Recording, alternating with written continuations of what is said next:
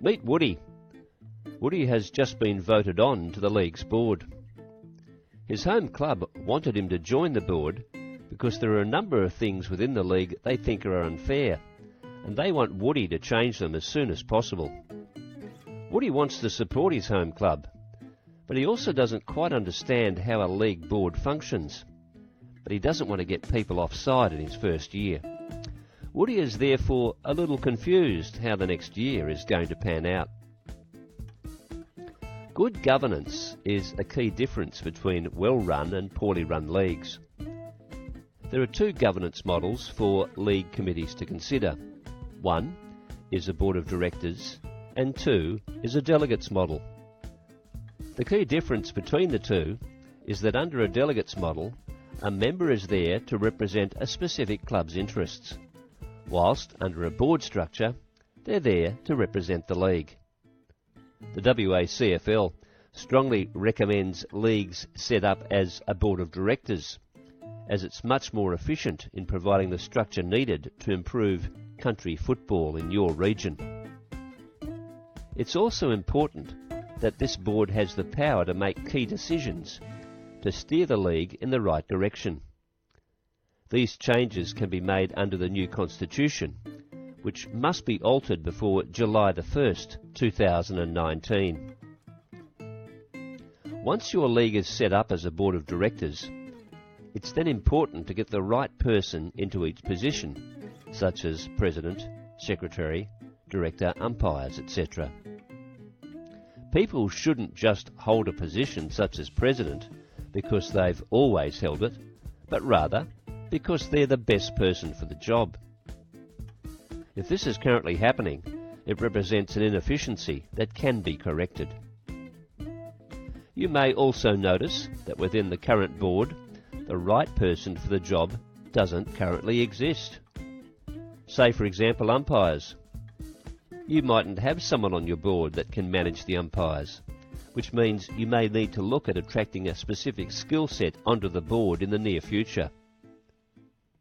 The WACFL also suggests boards take on a portfolio structure, assigning a portfolio to each director. Assigning each director a portfolio is a great way of holding each other accountable and for you, the director, to demonstrate your contribution to the board over the course of your term. Portfolios should be matched with skill sets ideally. So if someone is good at business, they can take a commercial portfolio, and support can also be provided from other directors and external sources as required. The WACFL believes 6 key portfolios for a country league would include 1.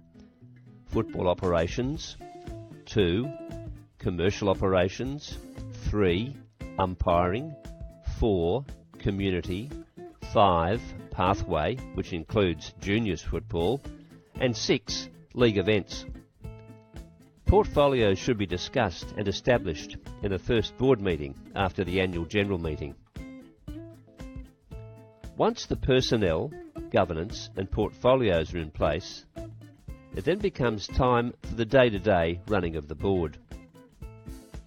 At the start of the season, the board should set a regular meeting cycle and make sure they get the most out of meetings by running them in a professional manner. It's the chairman's role to sign off on the minutes, finalise the agenda, set the tone for the meetings, and control how meetings are managed, including important decisions such as motions and the meeting's duration. It's the Secretary's role to ensure an agenda has been circulated to all members. Paperwork is prepared, minutes are taken, and important correspondence is tabled. Directors should manage the rules and regulations of the competition and can contribute comment and expertise to the meeting, as well as presenting on portfolios as required. Each director is responsible for ensuring they've completed any action items assigned to them, as well as ensuring the board is well governed and compliant with its own rules and expectations. Being part of a Football League board should be fun, and it'll be more fun if the group is moving in an aligned direction. Operating under the proviso that everyone is there for the best interests of the league and not specific clubs or regions, this can be achievable. It doesn't mean there can't be robust debates behind closed doors. But once a decision has been finalised, board members need to support the decision and move on. Splintering off or letting outsiders know that the board is fractured is unprofessional board conduct and can be damaging to the board in the long run. One way to ensure the board is moving in an aligned direction is to establish a strategic plan. A league strategic plan doesn't need to be a 30-page document which takes months to put together. Instead, it could be as simple as 4 to 5 opportunities the board has identified for improving the league in the short to mid-term.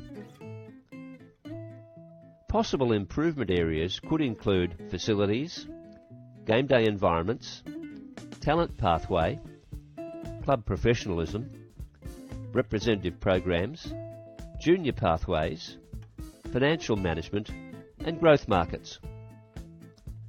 A good place to start a league strategic plan may be reading the WA CFL's strategic plan, which is on our website. Once the league has consulted with clubs and decided on strategies around the key areas it seeks improvement in, it can set the strategic plan for the following years. From there, most input, decisions and directions can be guided by the agreed upon plan.